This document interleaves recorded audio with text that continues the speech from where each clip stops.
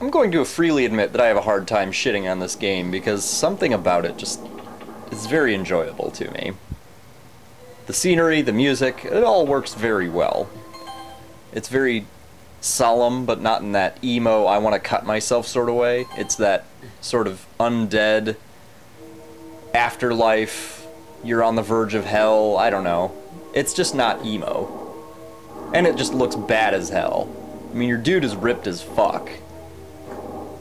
I mean, he's basically the damned soul of a Chippendale, who was probably murdered for accidentally walking in on a lesbian bachelorette party. So really, this guy has a lot to be pissed off about. Not least of which is this thing here that, I'm going to admit, when I first played this game, he killed me. That, I know, it's sad, but it happened. And sometimes that happens. Overall, he's just obviously more bark than bite. In fact, he has no bite whatsoever. Unless you're an idiot like me, in which case he can kill you. I think it was because I tried to grab that wall to the right, which will hurt you, as I recall.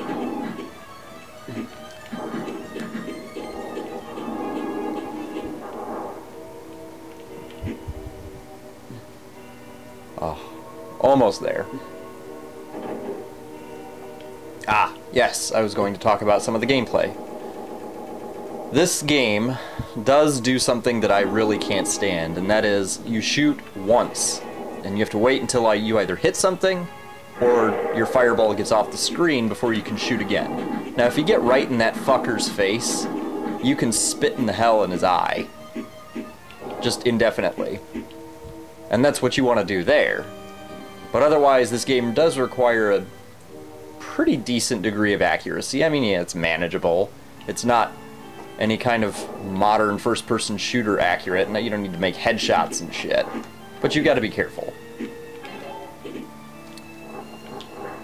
The controls are a little clunky. He doesn't move too terribly smooth, but that's okay.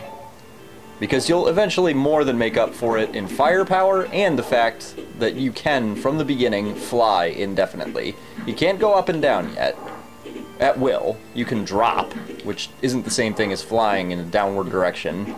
That's just gravity plummeting you to your death. And this game does have moments where you can plummet to your death, despite the fact that you're Satan.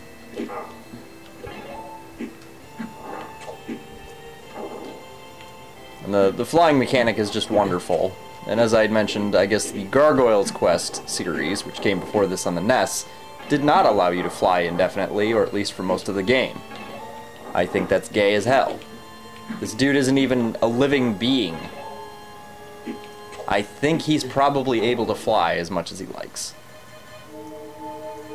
Your little headbutt move is not an attack. It busts shit open, and it does a very good job of that. Get used to it, because there are many games that involve it. Not difficult, of course, once you get some practice, and there are places to practice, but I'm getting ahead of myself, as I tend to do. This game just really builds my enthusiasm. And it's not a long game, either. The one thing that does bother me is that it's a password-based game. Sure, the password isn't any more complicated than Mega Man X1's. But, I mean, come on. We're into the Super Nintendo era. Final Fantasy can save itself, for God's sake. I would think this game could, too.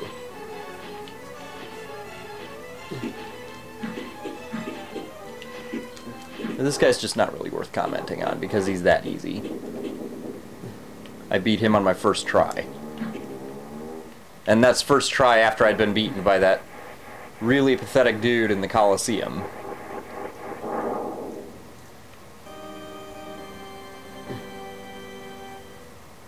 Ah. Essentially, you could look at this entire first level as nothing more than a tutorial. You learn how to fight, and fly, and fall into fanged assholes. So now we've got everything covered. ActRaiser 2 had fanged peni, Contra had fanged badges, and this game has an entire garden of fanged assholes. Now, despite my high praises for this game, I do have to say it is missing one very important thing. It's missing the ability to bag, i.e. duck. Not only is it just gratifying to have that, in a very immature way, it's very useful. And there are times in this game where it would just be wonderful to duck, and my instinct to do so at such times usually gets me hit. And that is a pain in the ass. Overall, it doesn't impede you too much. And in general, the flying mechanic is just so much more useful than a duck. This guy has also taken some lessons from Ryu from Ninja Gaiden 1. He cannot climb walls. He might be able to later, I don't remember. And that's sad considering I've beaten this game. Almost. But he can grab walls, and thereafter jump up them. It's just kind of an odd, clunky sort of way to go about your travels.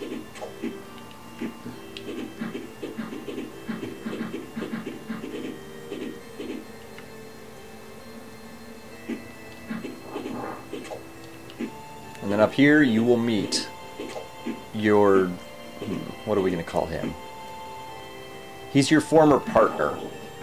Maybe rival.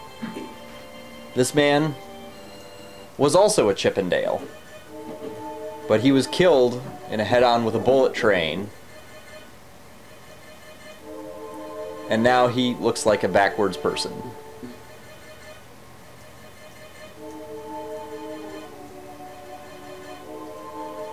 I don't know. Whatever it is, this guy doesn't say anything of value. He's constantly talking all this shit about looking for you and executing you, and really, he's just a slower, pathetic version of you. This guy was not a true Chippendale. He was a cheap prostitute that got fucked.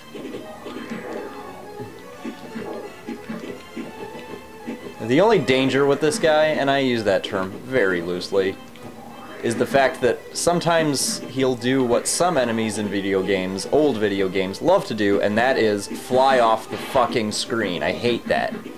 You start beating his ass, and then he decides, oh wait, I can go off the screen and he can't hit me, but I can hit him. And then he'll swoop down when you're waiting for him and hit you, if you're not quick enough, and usually you should be.